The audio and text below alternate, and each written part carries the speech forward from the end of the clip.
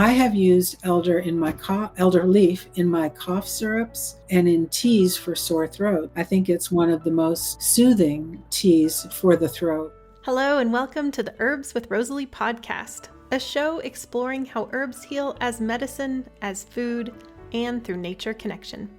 I'm your host, Rosalee de la Forêt. I created this YouTube channel to share trusted herbal wisdom so that you can get the best results when relying on herbs for your health. I love offering up practical knowledge to help you dive deeper into the world of medicinal plants and seasonal living. Each episode of the Herbs with Rosalee podcast is shared on YouTube as well as your favorite podcast app. Transcripts and recipes for each episode can be found at herbswithrosaleepodcast.com or through the link in the video description. Also in the video description, you'll find other helpful resources. For example, to get my best herbal tips, as well as fun bonuses, be sure to sign up for my weekly herbal newsletter. Okay, grab your cup of tea and let's dive in. It was an honor to sit down with Patricia and hear her stories and wisdom. Some highlights for me was hearing about her selling a PMS herbal remedy out of her dorm room. That just felt very real to me. It was very cool. And also hearing the most common reason people don't get their Registered Herbalist designation. It has to do with safety. Anyway, there's lots of interesting tidbits in this episode. For those of you who don't already know her, Patricia Kyritsi Howell is a registered herbalist with the AHG, and she's a teacher and author of Medicinal Plants of the Southern Appalachians. She founded the Botanologo School of Herbal Studies in North Georgia. As the academic coordinator for the American Herbalists Guild's annual symposium, she also oversees the AHG Registered Herbalist application review process. With nearly 30 years of clinical experience, Patricia now mentors student practitioners through the online course Crafting Your Herbal Practice, in collaboration with Kat Meyer and Emily Ruff. She is dedicated to helping aspiring herbalists become essential healthcare workers in their communities. Patricia resides on unceded Cherokee land in Tiger, Georgia. Thank you so much for being here, Patricia. I'm very excited to have you on the show. Thanks, Rosalee. I've been looking forward to talking to you.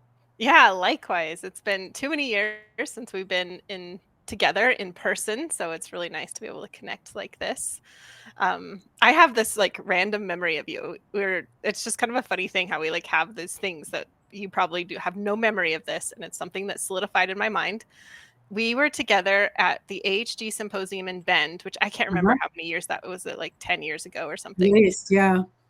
And we went for coffee. I think Mimi Hernandez was there. I felt so cool, first of all, to be having coffee with you and Mimi.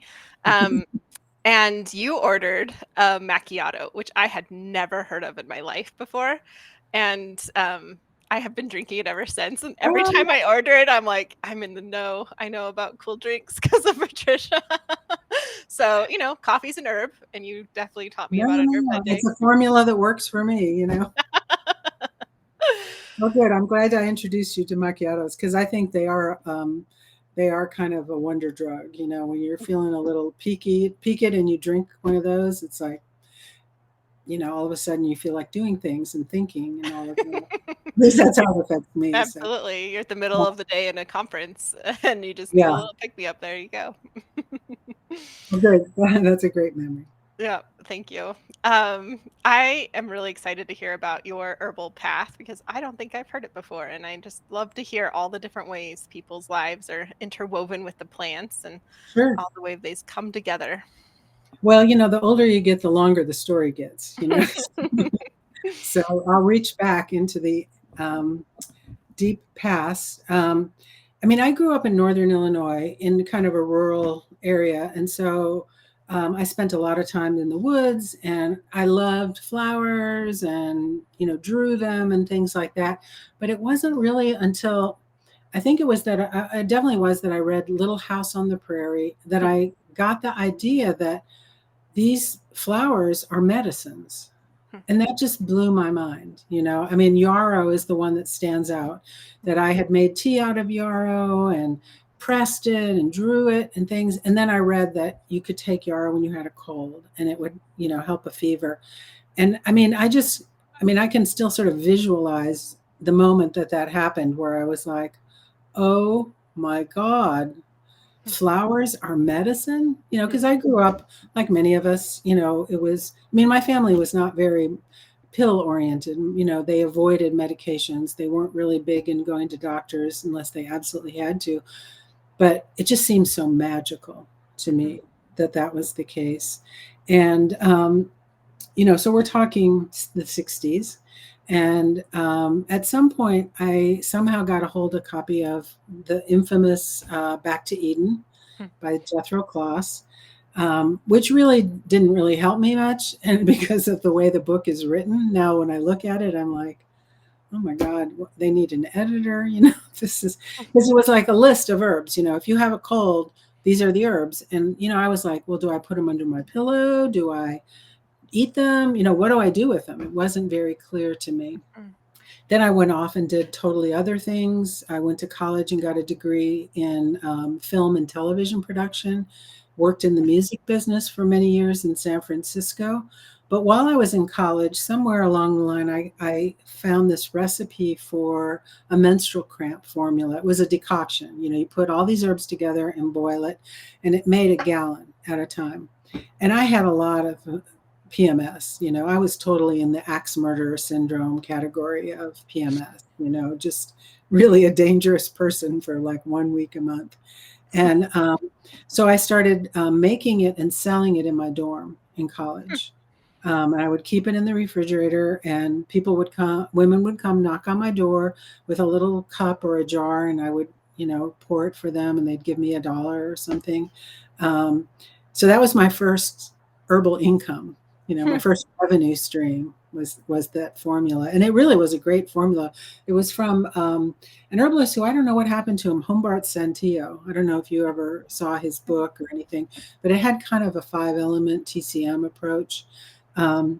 Anyway, went and worked in the music business, just, drugs, sex, rock and roll, leather jacket, motorcycle, San Francisco sort of a situation.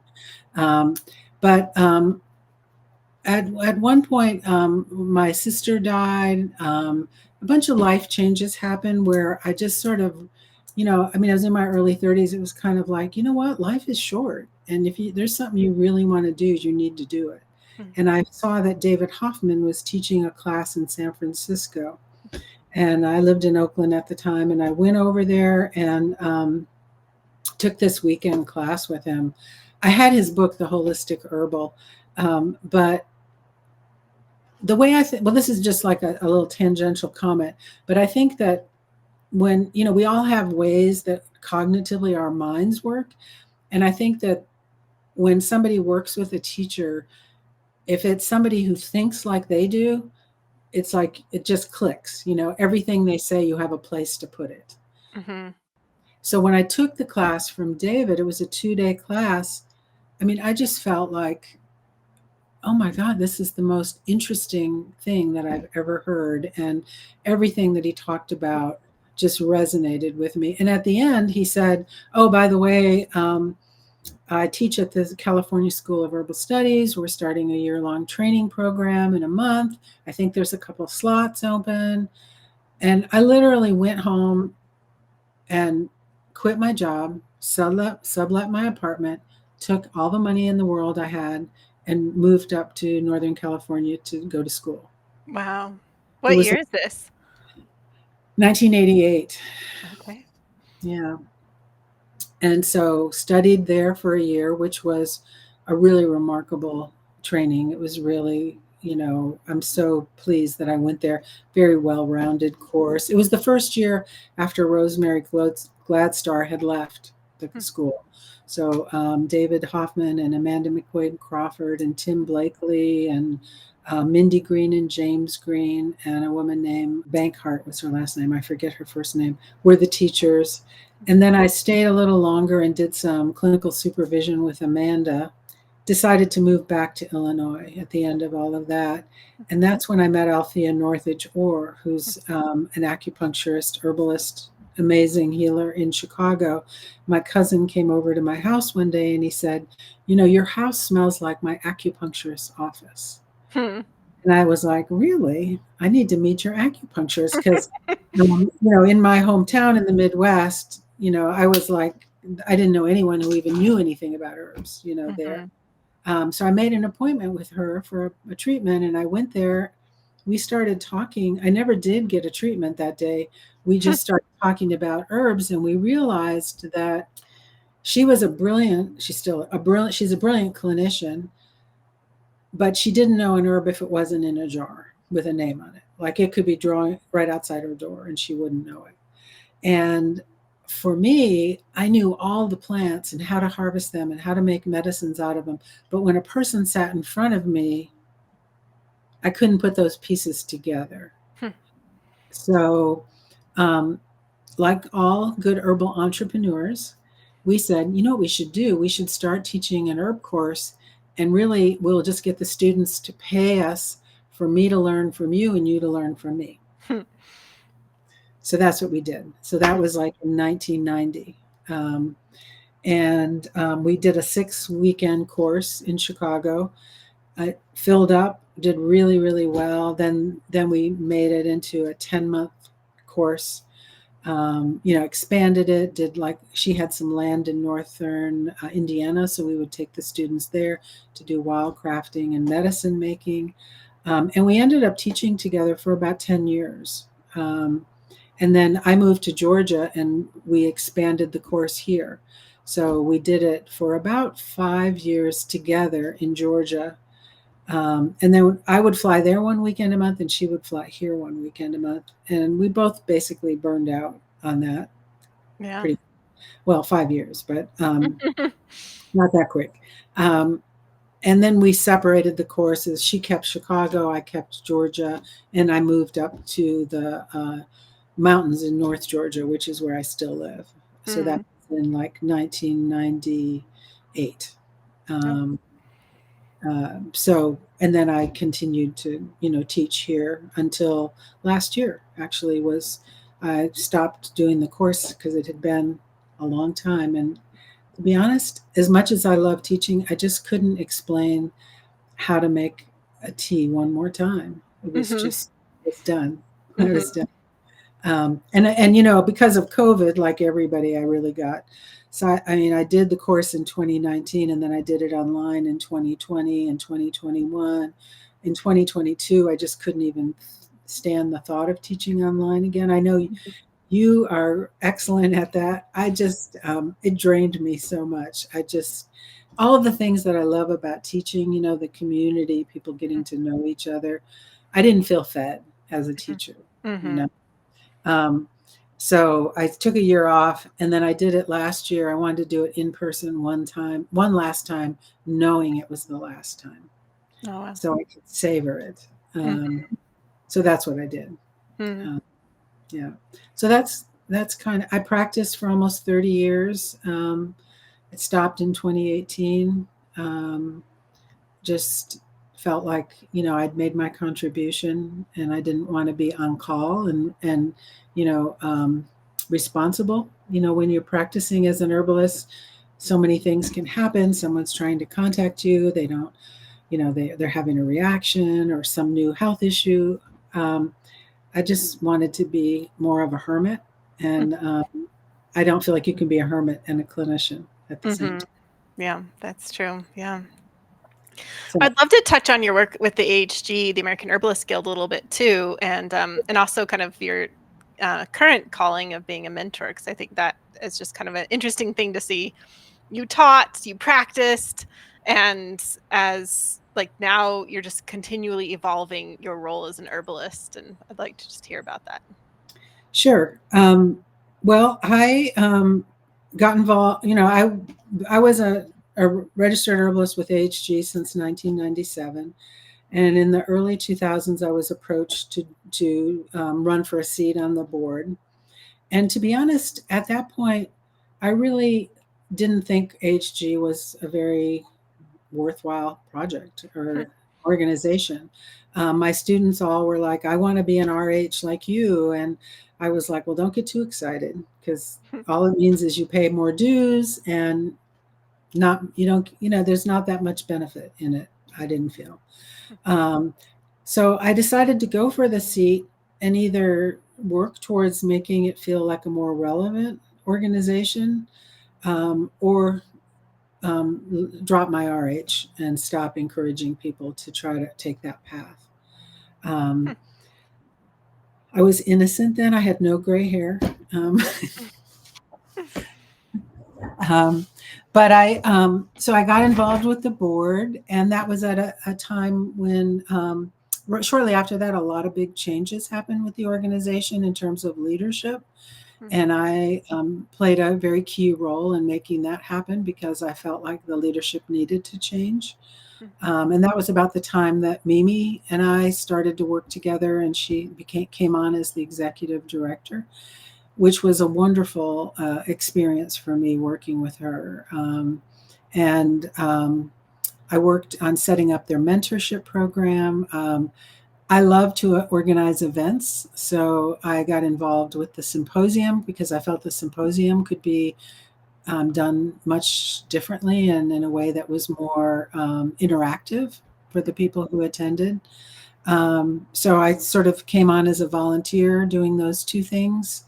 Over the years, my role has evolved. I'm now the person who coordinates all the registered herbalist applications, and I'm the sort of the face of the RH process. So when people have questions or they submit the first part of their application, I often meet with them and help them navigate the process. People get intimidated by it. It is a slightly intimidating process. So I try to make it accessible and easy to understand and,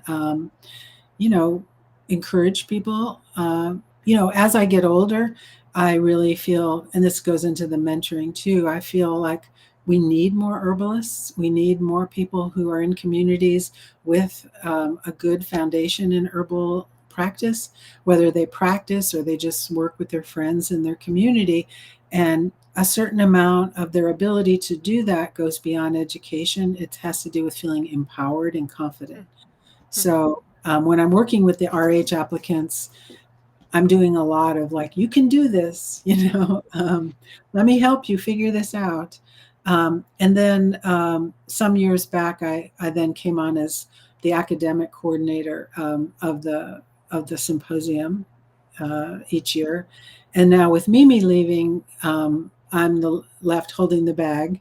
So I'm like the coordinator for this year's symposium, which is going to be in my neighborhood practically. It's about an hour or so from where I live. And we will be having the annual symposium there probably from now on. It was just too much cost and organization to take our whole staff to Colorado or to Oregon and work in a new venue every year. It was just too much work. So where we are now is, easy, and we're all in the vicinity. So that's my AHG thing. I still, sometimes wonder if the whole RH process is necessary. And, you're a fabulous herbalist and you're not an RH for reasons I don't understand. But I am actually. I am a registered herbalist. I am. Yes. You are? Yeah. Have you paid your dues? You're not on our website. I do pay my dues every year. Really? We need I'll need to do some research because I looked it up and I didn't see your name there. Yeah, no, I am. Okay. Well, anyway, wonderful RHs wonderful RHs like that, like yourself. But some people don't feel like it's necessary, and I don't think it's definitely the measure of somebody's competency. But I do think in trying to do the application and all of that, it does require that somebody take themselves very seriously. And for herbalists, I think sometimes we don't, because we're not state sanctioned or have medical licenses, and we're kind of outlaws. I wonder, Patricia, if it's worth I wasn't envisioning going on this tangent, but since we're talking about it so much, I know that there are people out there who are like, what is an RH? What is a registered herbalist? They might not know why or what this is. Yeah, thanks. Yeah, that's a very important piece of information in this conversation.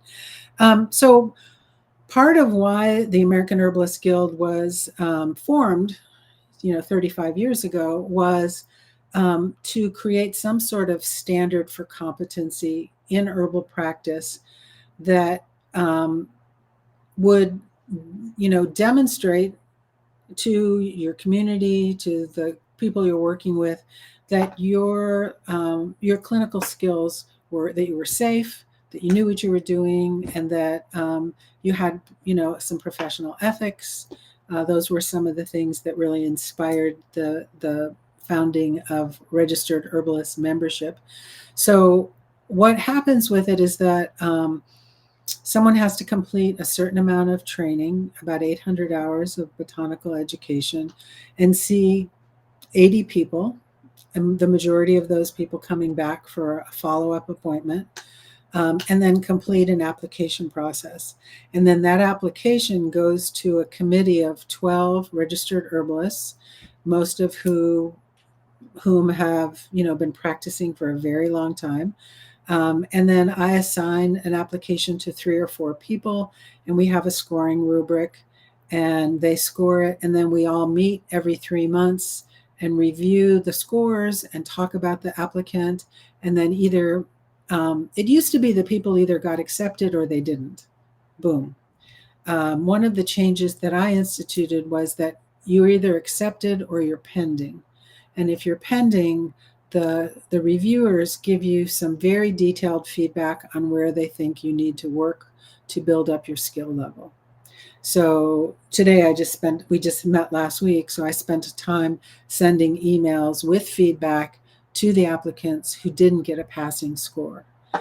Because we're not trying to say, you didn't make it, sorry, you need to go away, but you're on your way, but there are some ways that, if you don't get a little more training, you could do something dangerous. Or one of the applicants that we just worked with, for each of her clients, she recommended that they make 6 different kinds of tea every day, each with a single herb. And so, that lack of ability to do formulations is going to, it's going to tank her practice, because who's going to do that? I mean, I'm a dedicated herbalist, and I make a jar of tea every day and then something at bedtime. But if someone told me to make 6 different kinds of tea every day, I wouldn't be in it either. I was gonna ask, like, is there a particular area, like when people get the pending status, tends to be an area that is more weak, like as a general rule? Would it be formulation? Because you had mentioned that. Formulation, also not having enough of an understanding of what we refer to as red flags.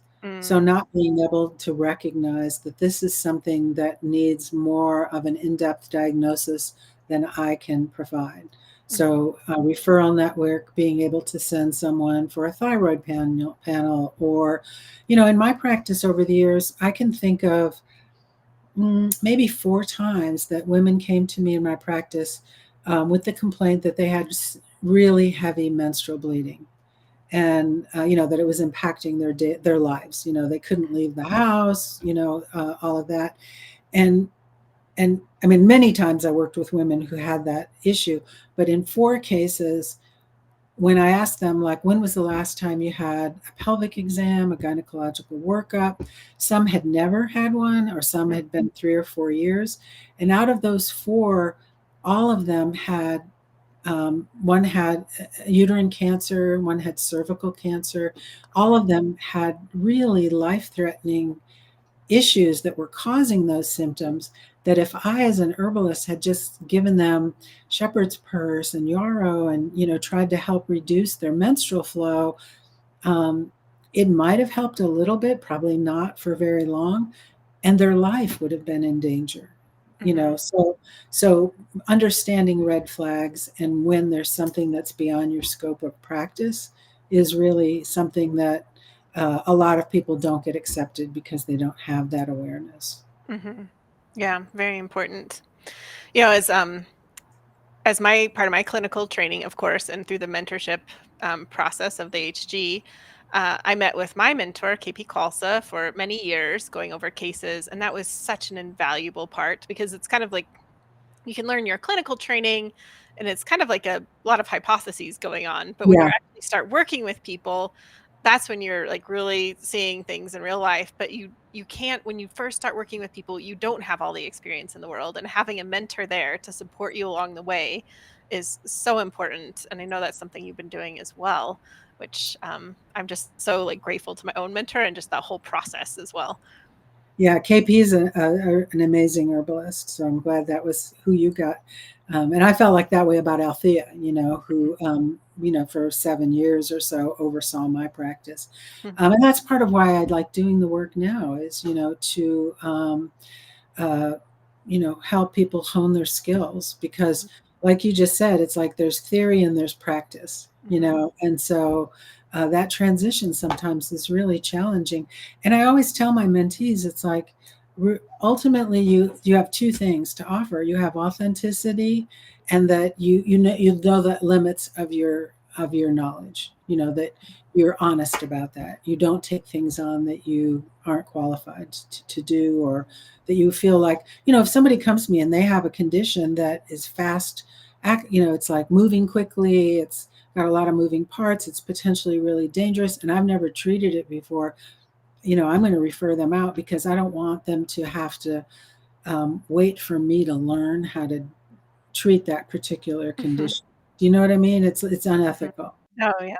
When I have colleagues who know how to do oncology support and things like that. So.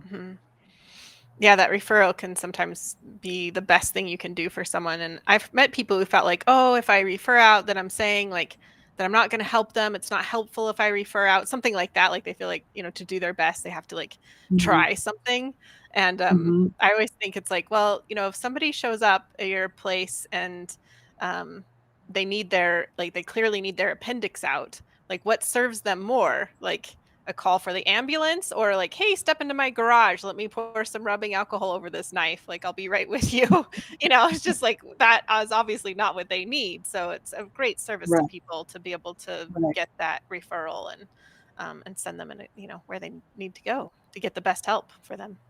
And because we're sort of outside the conventional medical model, and like, for me, I live in a really small town. I know you do too. It's like your reputation is all you have in some ways. It's like if you mess up with a couple clients and words gets out, that you didn't call them back for 3 days when they called and told you they were vomiting or whatever, your chances of being successful are going to be impaired significantly, So. Yep, so true. Well, thank you for sharing all of this with us. I find it fascinating, and thanks for all the work that you do and everyone does at the HG to help bring the next round of registered herbalists to the forefront there.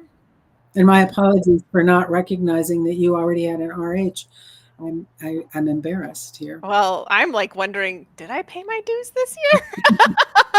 I hope I did. I think I've been a registered herbalist since 2012. So, okay. Yeah, we're gonna have to figure that out. We'll do some homework. But in the meantime, I'm very excited to hear about elder leaf specifically. This is not a plant that I've obviously worked with elder berries and flowers.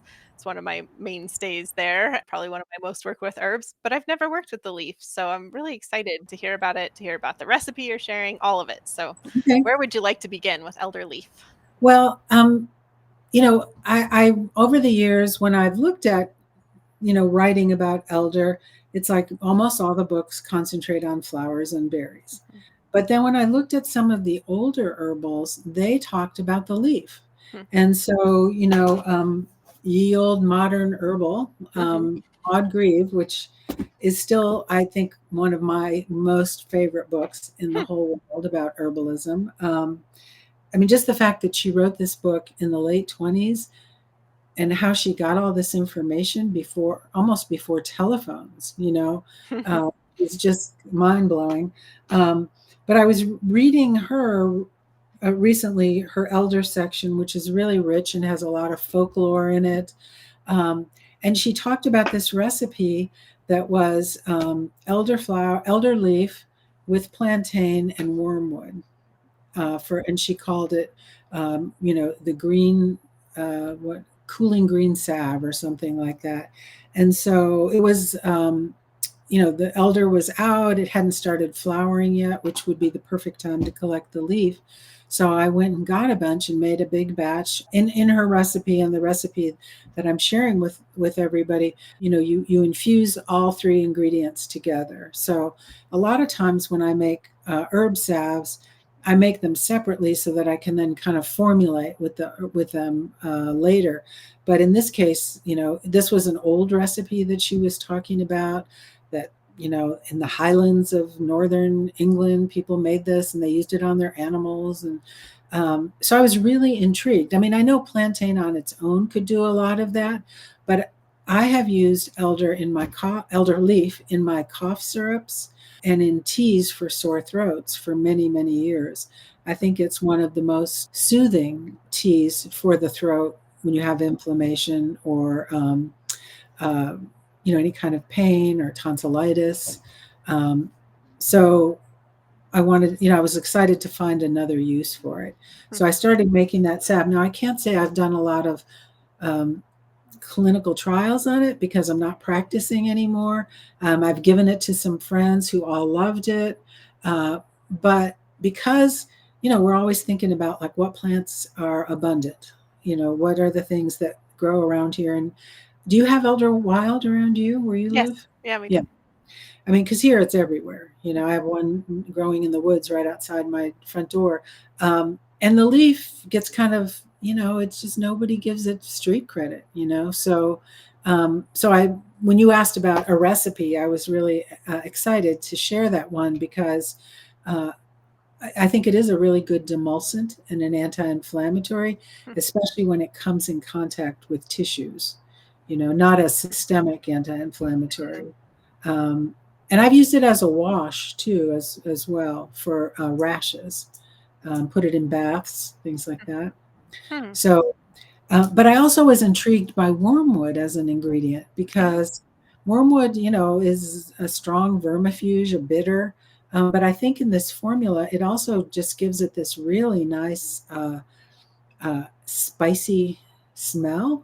And it acts as a little bit of an astringent in the formula. So, in fact, the day that I read that recipe and got really intrigued, I went to visit one of my students who lives about an hour away, and she was showing me her garden, and she had this gigantic flopping over wormwood, and she was like, "Oh my God, this thing is so huge!" And I was like, "Can I have some?" So I came with a bag of wormwood, and that's when I made the salve for the first time. Oh, I love how that works out. Yeah, when I was reading over the recipe, my first thought about it was, oh, I bet that smells really good when you're making it. Like it's just that herby smell, obviously wormwood and everything, but I could just imagine that. Like, oh, you make this, you're going to smell like an herbalist's home. For the listeners, you can grab your beautifully illustrated recipe card of the green cooling salve by visiting the show notes or herbswithrosalieepodcast.com. So I hope your listeners will think about, giving full credit to the elder leaf instead of her 2 sisters who get so much more media play. Mm-hmm. And so you are using it internally. Again, you mentioned it for sore throats and in cough syrups. I put it in with my cough syrups. Yeah. Mm-hmm. I could see combining it with plantain again for a cough syrup. I wonder. Yeah, exactly. Yeah. Oh, lovely. Mm-hmm. Wonderful. Well, thanks for sharing some information about elder leaf with us. I'd love to hear about any projects you have going on and things that you're working on. Sure. Well, I do have, besides putting on the symposium, which is a kind of big project, but I wrote a book in 2004 and 2005 that I published myself in 2006, which is Medicinal Plants of the Southern Appalachians. And because I had actually, the University of Georgia was interested in the book when I was working on the manuscript. But like so many kind of, mainstream organizations, when they read the manuscript, they said, well, we need citations for studies for each of the herbs that you're talking about. and what they're used for. And, the point of my book was to take the folk remedies that people use around here and, codify it in some way so that, my goal was, I have a friend who lives here. She grew up around here. She grows all her own food, plants by the signs. I mean, she's like a total mountain woman. She's also an artist. But she told me one time that it was really a source of real sorrow for her that in her family, nobody passed along the information about herbal remedies. And even though they used them, but nobody ever taught her. So I kind of wrote the book for her, thinking, what would I want Linda to know? How could I write a book that would be easy for her to understand and help her, reclaim her heritage? And, I'm not a Southerner. I've lived here for 30 years, but in the South, that doesn't matter. You're still a Yankee no matter what. So, I didn't want to like appropriate it, but I wanted to, take what I knew and give it to her and anybody else. So anyway, I wrote the book and self-published it because I just took it back from the University of Georgia because I felt like they didn't understand what I was trying to do. It has sold consistently really, really well ever since. But at the time, I didn't have the resources to have photos included in it. And I wrote it so that you could use the Medicinal Plants and Herbs book by Peterson's. So for each plant, I would say, this is the page in that book. You can go look at the picture. So that was my poor girl workaround, to make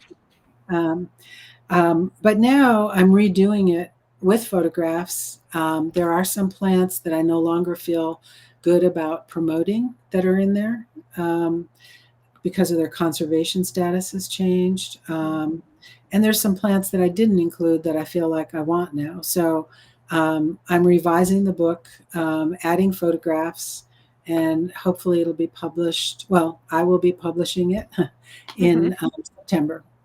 So in September, lovely.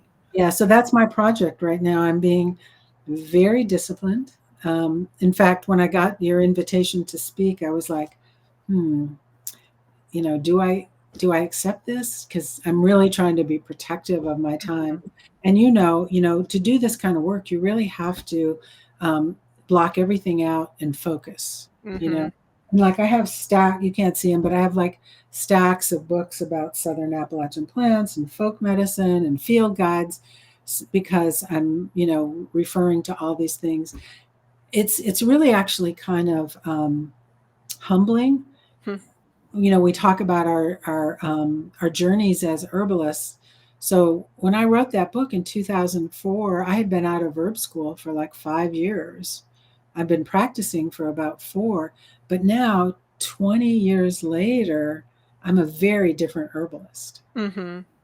So some of it is cringeworthy. I look at some of it and go, oh my God, I want to just pull it off the shelves because I said things that were incorrect or left things out, in my imperfection. But I'm really excited to bring it up to date and share it with a whole new audience. What herbs are you especially excited about that are in the book?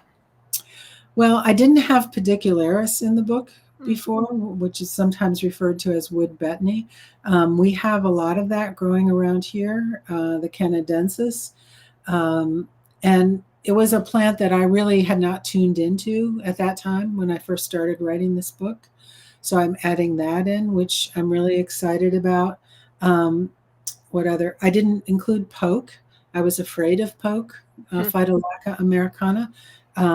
But over the years, I've used it a lot, and I really love it and think that it's really helpful if you understand low-dose botanicals and you know how to use it. I didn't have ragweed in the book, and that's something that I use a lot for seasonal allergies and rhinitis, and it's abundant. But I'm taking some things out like Monotropa uniflora, ghost pipe or Indian pipe. I was totally enthralled with that plant, and I still love it, and it's it's around, but because it cannot be cultivated at all, I don't feel good about putting it in the book anymore. So, I'm making it a little less, a little more environmentally, ecologically friendly or appropriate. And I'm also, trying to pull in some more of these weedy plants that are native. Because in my book, I don't have anything that's not something that would have been here 200 years ago. So, like, there are some books about Southern Appalachian plants, but they have plantain in it and, chickweed and a lot of things that are really common in our area, but they're not necessarily native plants to the region. They're naturalized. So I was being kind of a purist about it. Mary, you're over that. So no, I'm not over it. There's still plants that only are native. Yeah. Right. But you said you added like ragweed. Is that ragweed is? Yeah, it is native. Wow. Oh, wow. I didn't realize that. Huh. Yeah. No, it's legit. All right. Yeah. What about black cohosh? Is that in there? Yes, it is. Okay. But that was in the original book too. Yeah. In the house that I lived in for a number of years, it was everywhere around the house. In fact, almost all the plants that were in that book, I chose them because I lived at the edge of the national forest, and they were all things I saw every day. So I was more, and I'm a clinician and I've taught clinical skills, but at my heart, I'm just a plant nerd. I just like looking at plants and watching them grow and seeing how they look in the spring and how they look in the fall. And the rest of it is kind of after that. Well, I can resonate with that a lot as well, as I'm sure most people can, the inherent plant love. That reminds me, going back to your story, how you said when you first learned about yarrow and how that just seemed like you just remember that moment and it seems so magical. I have the same thing. I was on a naturalist walk or something. I don't know. I was quite young. And I was shown Brigham Young tea, who's in Southwest Utah. And I don't have a very good biographical memory, but I really remember that moment. And I remember thinking how magical and powerful and just incredible this is. And I feel like, I didn't become an herbalist till years later, but I feel like that was like the shift that happened. I do wonder about that because I hear that often when I hear people's stories, like the moment they found that plants were medicine, something just clicked, like, oh yes, this is right. And this is what I'm going to now dedicate my every waking moment to. But it's just kind of interesting to me because obviously not everybody who hears that feels the same way, but there's some of us that are just, I don't know, we feel that calling and it just hits us like, yes, this is it. Yeah, I definitely think with all the students that I've worked with, that it's like sometimes they just cannot explain why they're doing it or why they feel it's important. It makes no sense on any level of their lives. I was a sound engineer, it was a big jump to be an herbalist. And you just did it. Like you went all in. You like subletted your apartment, took everything you own and moved within a week. I love that. Yeah. Because, that goes back to the calling sensation that a lot of us had. Yeah. Well, I'm so grateful for all of the wisdom and time you shared with us today, Patricia. Before you go, though, I have one more question for you. Yes. And that question is, what new things or skills are you currently cultivating with herbs? Well, it's not very medicinal, but I am taking that whole thing about being a plant nerd and really working on botanical drawing. So I'm doing a lot of drawing of plants. I've studied botanical drawing kind of casually over the years, but now I'm really like in my old age, I think I want to just be a botanical artist. Wow. There's something about drawing plants just gets me super excited. So, over on this side of my room, that my office up here in the loft, I have all my art supplies and my drawing paper. And I do work sometimes from photographs because, plants will not sit still for you. But I know one of my friends said, maybe you should draw all the pictures for your book. And I was like, no, I really want this to come out in my lifetime. How about like just even a little bit of Patricia artwork in the new book? I might. considering it. Yeah. Or maybe the cover or something. Yeah. Fun. Do you draw? Because I just think drawing plants it's such a wonderful way to really see them. I did take a naturalist drawing course once, just kind of as like a thing, like I just think I'll go, explore this. And it was really fun. And it was, like you said, like you see plants on this totally different level. I remember one thing I did was I had a cottonwood branch, and we did all these different techniques of how to draw the cottonwood branch. I was I had very low expectations for myself. I was like, I just want someone to recognize that this is a cottonwood branch, by the end of the day. And I achieved that. But I feel like I'll never look at cottonwood branches the same again because of that. Exactly. So yeah, Yeah. it's not currently my calling, but maybe later in life I will see that. Yes, I strongly recommend it in your old age. Yeah. Well, thank you so much, Patricia, for spending time with us, for all that you've shared. Really appreciate it. And it's just been such a pleasure to have you. Thanks, Rosalee. It was really good to talk to you again. I hope our paths cross before too many more moons go by. I do too. Thank you. As always, thank you so much for being here. Don't forget to head over to the show notes at herbswithrosaliePodcast.com to download your beautifully illustrated recipe card and to get a transcript of this show. There you'll also be able to sign up for my weekly newsletter, which is the best way to stay in touch with me.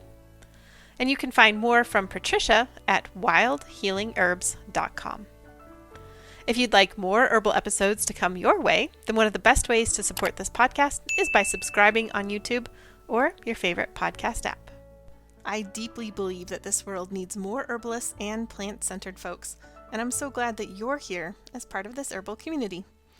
Also, a big round of thanks to the people all over the world who make this podcast happen week to week. Nicole Paul is the project manager who oversees the whole operation, from guest outreach to writing show notes to actually uploading each episode and so many other things I don't even know. She really holds this whole thing together. Francesca is our fabulous video and audio editor. She not only makes listening more pleasant, she also adds beauty to the YouTube videos with plant images and video overlays. Tatiana Rusakova is the botanical illustrator who creates gorgeous plant and recipe illustrations for us. I love them. I know that you do too. Christy edits the recipe cards, and then Jenny creates them as well as the thumbnail images for YouTube. Alex is our tech support and social media manager, and Karen and Emily are our student services coordinators and community support. For those of you who like to read along, Jennifer is who creates the transcripts for us each week. Xavier, my handsome French husband, is the cameraman and website IT guy. It takes an herbal village to make it all happen, including you. One of my favorite things about this podcast is hearing from you. I read every comment that comes in, and I'm excited to hear about your herbal thoughts on elder leaf. Okay, you've done it. You've lasted to the very end of the show, which means you get a gold star and this herbal tidbit. Oh my gosh. Well, as soon as I finished interviewing Patricia, I went to check my status at the American Herbalists Guild, and it turns out I hadn't paid my dues this year. Or last year. Oops. So I feel like I'm a teenager and Mom found out that I stayed out all night. I was caught. In any case, those dues are paid now, so I'm back in good standing, hopefully. Phew. That was completely unintentional on my part and something that I did not foresee being called out on during a podcast, but the problem is solved now. Anyway, this episode's herbal tidbit isn't just about my forgotten dues. I was also interested in learning more about elderleaf. This is the second guest to mention it in fairly recent times, and I'm really intrigued. So I headed over to PubMed and found this interesting article that was published in 2022. The article starts by stating that elderberry leaves were used in folk medicine to treat skin inflammations, ulcers, burns, or boils, as well as to treat wounds, including infected and chronic ones. And so, because of this historical use, and some could argue that modern herbalists are still doing this, but in any case, they were interested in looking at the compounds within the leaves to look for anti-inflammatory and antioxidant activity. They concluded, quote, "Our research has confirmed that elderberry leaves are a plant material with anti-inflammatory activity, especially against reactive oxygen species, and a potentially rich source of antioxidants. They also added that the ethanol extracts were higher in antioxidant activity than the water extracts. They did not test oil in this study. Do you work with elderleaf? I'd love to hear about it. I'd also love to hear simply if you're inspired to work with it after hearing this episode. I'm already looking forward to next spring's harvest myself. I really want to make this oil.